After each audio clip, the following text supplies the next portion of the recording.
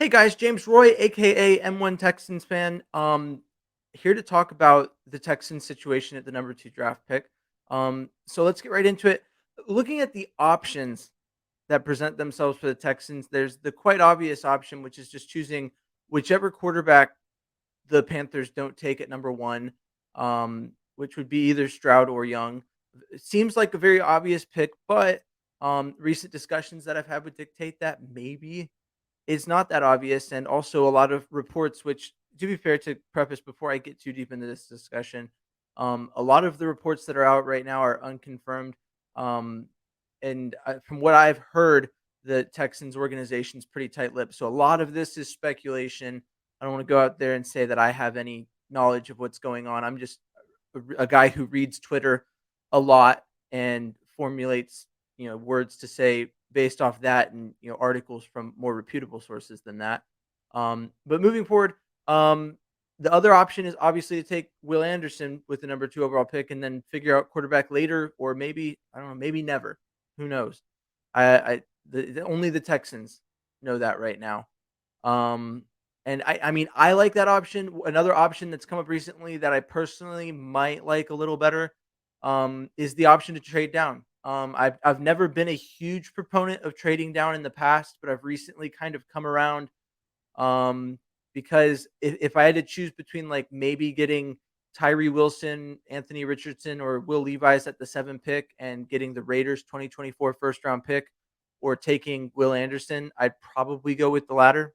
I might want more on that trade than just the 2024 first round pick, but I haven't really done a lot of research into what a valid trade value is for that pick, so I don't want to speak too heavily into it. But that is one of the options, and yeah, that's pretty much it. Other things are like trading down from 12, but we're not talking about 12 right now. We're talking about two. I think that there's a lot of discussion centering around if the Texans are even ready to draft a quarterback, and the answer to that is yes. I think it's kind of it's weird to say that we shouldn't use the number two pick on a quarterback because we're not like a quarterback away. Because by the time we are a quarterback away, we will be too good of a team to have such a premium draft pick to bring in a quarterback. But if that's the direction D'Amico wants to go, I'll tell you he's probably gonna lose, quite a bit of fan, pleasantries.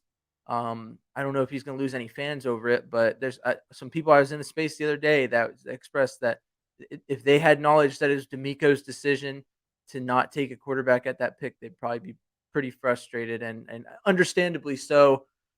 Personally, I'm not exactly rooting for another season of Mills, but I've kind of come to terms with the possibility of that. Um, and that brings up another thing, which is a lot of people are saying, like, uh, that maybe Case Keenum would come in and start, and I think I don't even know how to articulate how I feel about that. I don't think it's necessarily what will happen.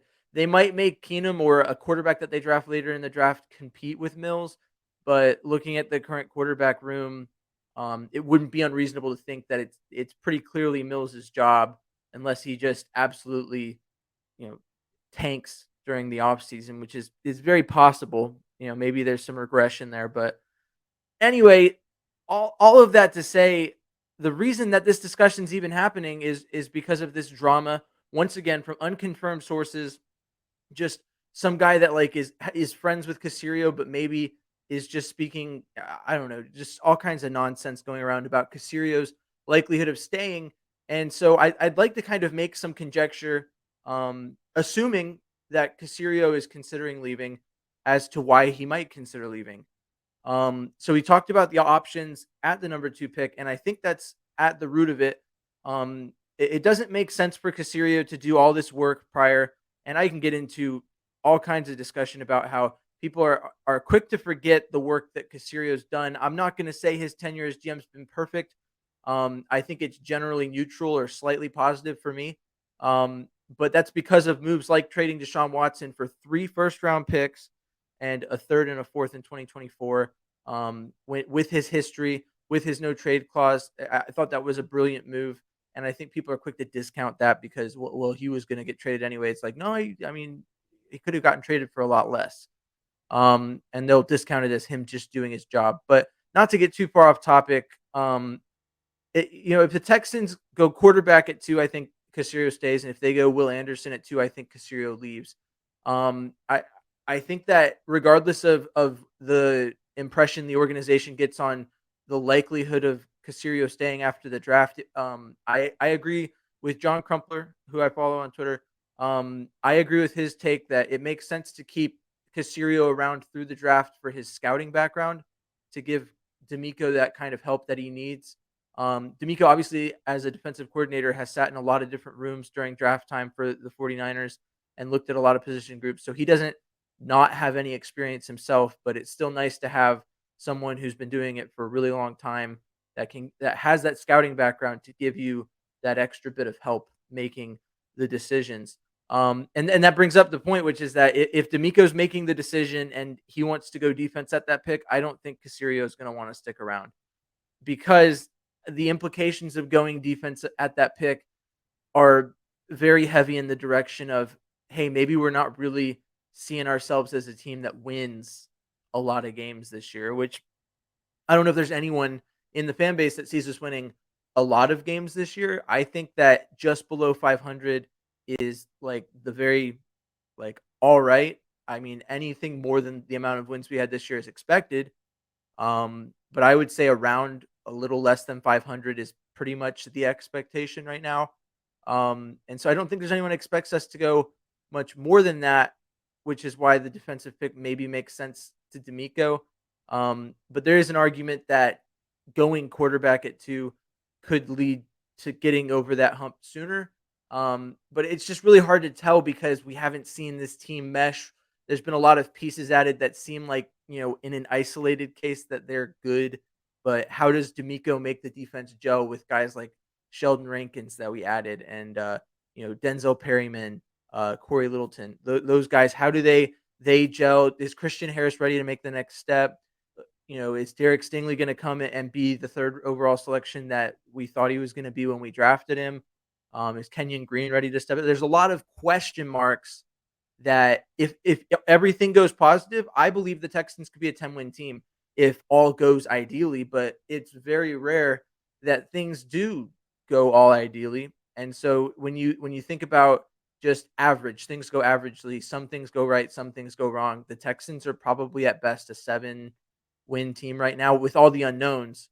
I would say like 7 or 8 wins. Um, and so when you're looking at that, the 1 or 2 wins that Bryce Young adds puts us still at 500, maybe missing the playoffs. Whereas Will Anderson, even if he doesn't add any wins, improves the defense in an area of deep need. And kind of almost makes sense, but like I said, quarterback's the most important position in football. So I don't believe that the Texans seriously would go outside of quarterback, at least from that perspective. But from all the rumors and reports that are going around, you start to think maybe they are really leaning towards Will Anderson. But I don't know. I mean, I'm not necessarily going to be mad about any of the selections, unless Will Levis goes 2. I think that Will Levis at 12, or even if we traded back from 2 and took him later in that top 10 is all right. I don't hate that selection. I just don't like Will Levis at 2 because I don't think that the value's there. I'm not necessarily saying the value is super there at the other 2 possible spots. I'm just saying that it feels slightly better to not take him with the number 2 overall pick and come away with more picks. Um, but if you want my personal vote, I've been very clear on my Twitter channel, on my Twitter, account that I am pro Bryce Young.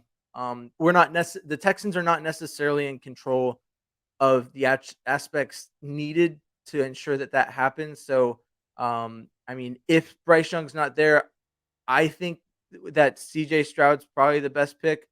I'm not against trading down or maybe taking Will Anderson. I like I said, I've justified all of the options, but my ideal option is that the Panthers are throwing up a smoke screen and that they really do actually like CJ Stroud and that we end up getting Bryce Young. But in all of the contingencies, I've kind of become equally okay with them to some extent. I'd say that outside of Bryce Young, CJ Stroud's the one that I'm the most okay with.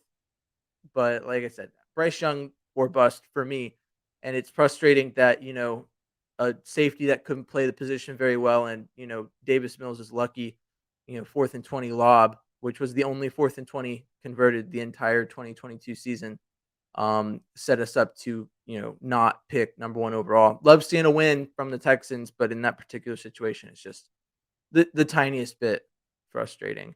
But all that to say, yeah, Bryce Young or bust. That's really all I wanted to talk about for this video. If there's any topics you want to hear me talk about, that's cool. Let me know in the comments.